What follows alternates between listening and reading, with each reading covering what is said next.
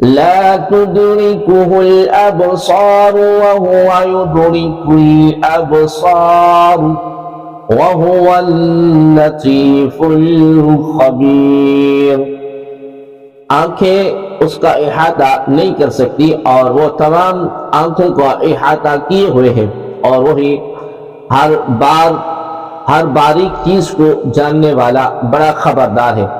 لا تدركه الابصار، آنکھیں اس کا احاطہ نہیں کر سکتی۔ اس آیت کا مفہوم سمجھنا نہایت ضروری ہے، کیونکہ عقائد کے متعلق بہت سے مسائل کا دار و مدار اسی پر ہے۔ یاد رکھیں کہ اہل سنت کا عقیدہ یہ ہے کہ مومنوں کو آخرت میں اللہ تبارک و تعالی کا دیدار ہوگا۔ اہل سنت کا یہ عقیدہ قرآن اور حدیث، اجماع صحابہ اور اکابر بزرگان دین کی کثیر دلائل سے ثابت ہے۔ ارشاد باری تبارک و تعالی ہے، وجوہ یومئذ ناظرہ الی ربها ناظرہ، اس چہرے اس دن تر و تازہ ہوں گے، اپنے رب کو دیکھتے ہوں گے۔ اللہ تبارک و تعالی جل جلالہ ایک اور جگہ پر ارشاد فرماتا ہے، للذین احسنوا الحسنى وزیادہ، بھلائی والوں کے لیے بھلائی ہے اور اس سے بھی زیادہ۔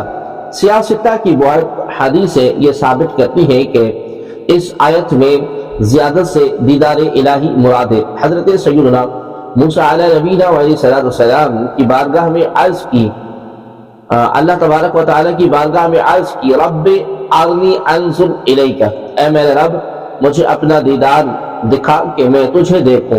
اس پر انہیں جواب ملا، لن ترانی، تو مجھے ہرگز نہ دیکھ سکے گا۔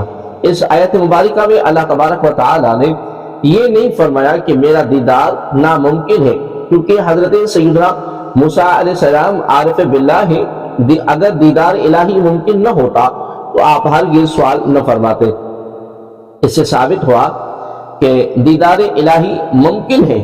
احادیث میں اس بارے میں بکثرت احادیث بھی اس بارے میں بکثرت ہیں۔ ان میں سے 3 احادیث ہم یہاں پر عرض کرتے ہیں کہ مسلم شریف کی حدیث میں ہے کہ جنتیوں کے جنت میں داخل ہونے کے بعد اللہ تبارک و تعالی جل جلالہ فرمائے، کیا تم چاہتے ہو کہ تم پر اور زیادہ عنایت کروں؟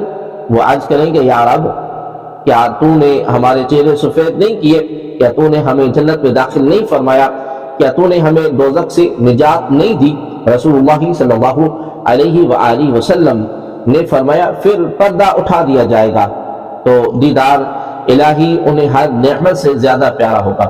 حضرت جریر بن عبداللہ رضی اللہ تعالی عنہ فرماتے ہیں کہ ہم نے سرور کائنات صلی اللہ علیہ وآلہ وسلم کی بارگاہ میں حاضر تھے کہ رات کے وقت آپ کریم صلی اللہ علیہ وسلم نے چاند کی طرف دیکھ کر فرمایا، ان قریب تم اپنے رب کو دیکھو گے جیسے اس چاند کو دیکھتے ہو، اور اسے دیکھنے میں کوئی دقت محسوس نہ کرو گے۔ حضرت سیدنا ابو ہریرہ رضی اللہ تعالی عنہ سے روایت ہے کہ صحابہ کرام رضوان اللہ علیہم اجمعین نے عرض کی، یا رسول اللہ صلی اللہ تعالی علیہ وسلم، کیا ہم قیامت کے دن اپنے رب تبارک و تعالیٰ کو دیکھیں گے؟ ارشاد فرمایا، دوپہر کے وقت جب بادل نہ ہو تو سورج کو دیکھنے میں تمہیں تکلیف ہوتی ہے؟ عرض کی نہیں۔ ارشاد فرمایا، 14ویں رات کو جب بادل نہ ہو تو کیا تمہیں چاند دیکھنے سے کوئی تکلیف ہوتی ہے؟ صحابہ کرام رضوان اللہ علیہم اجمعین نے عرض کی، نہیں۔ ارشاد فرمایا، اس ذات کی قسم جس کے قبضہ قدرت میں میری جان ہے، تمہیں اپنے رب تبارک و تعالیٰ کو دیکھنے میں صرف اتنی تکلیف ہوگی جتنی تکلیف تم کو سورج یا چاند دیکھنے سے ہوتی ہے۔ ان دلائل سے ثابت ہو گیا کہ آخرت میں مومنین کے لیے دیدار الہی شرع میں ثابت ہے، اور اس کا انکار کرنا گمراہ لوگ اس آیت کے ذریعے اللہ تبارک و تعالیٰ کے دیدار کا انکار کرتے ہیں۔ ہم یہاں آیت کا مفہوم بیان کرتے ہیں، اس سے سارا معاملہ واضح ہو جائے گا۔ آیت کے مفہوم کو کافی آسان کیا ہے، لیکن پھر بھی اسے مکمل پر علماء ہی سمجھ سکتے ہیں، لہذا عوام کی خدمت میں یہی عرض ہے کہ اوپر تک جو بیان ہوا وہی ان کے لیے کافی ہے، اور نیچے کی بحث پر زیادہ دماغ نہ لڑائیں، اور اگر ضروری ہی سمجھنا ہے تو کسی صحیح العقیدہ ماہر سنی عالم سے سمجھیں۔ آیت لا تدرکہ الابصار کا مفہوم ادراک کے معنی ہے دیکھی جانے والی چیز کہ تمام طرفوں اور حدوں پر واقف ہونا، کہ چیز فلاں جگہ سے شروع ہو کر فلاں جگہ ختم ہو گئی، جیسے انسان کو ہم کہیں کہ سر سے شروع ہو کر پاؤں پر ختم ہو گیا، اس کو احاطہ یعنی گھیراؤ کہتے ہیں۔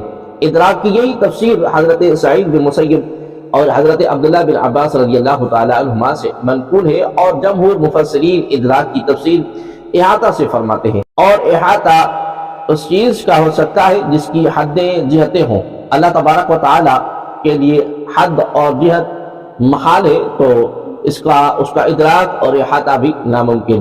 یہی اہل سنت کا مذہب۔ خارجی اور معتزلہ وغیرہ گمراہ فرقہ ادراک اور رؤیت میں فرق نہیں کرتے، اس لیے وہ اس گمراہی میں مبتلا ہو گئے کہ انہوں نے دیدار الہی کو محال عقلی قرار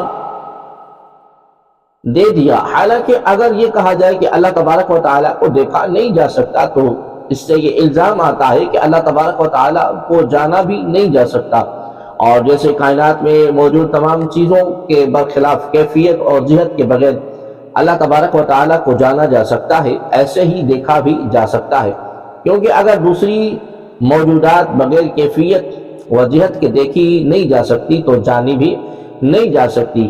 اس کلام کی بنیاد یہ ہے کہ دیکھنے کے معنی یہ ہے کہ بصر، دیکھنے کی قوت، کسی شے کو جیسی وہ ہو ویسا جانے، تو جو شے جہت والی ہوگی اس کا دیکھا جانا جہت میں ہوگا، اور جس کے لیے جہت نہ ہوگی اس کا دیکھا جانا بغیر جہت کے ہوگا۔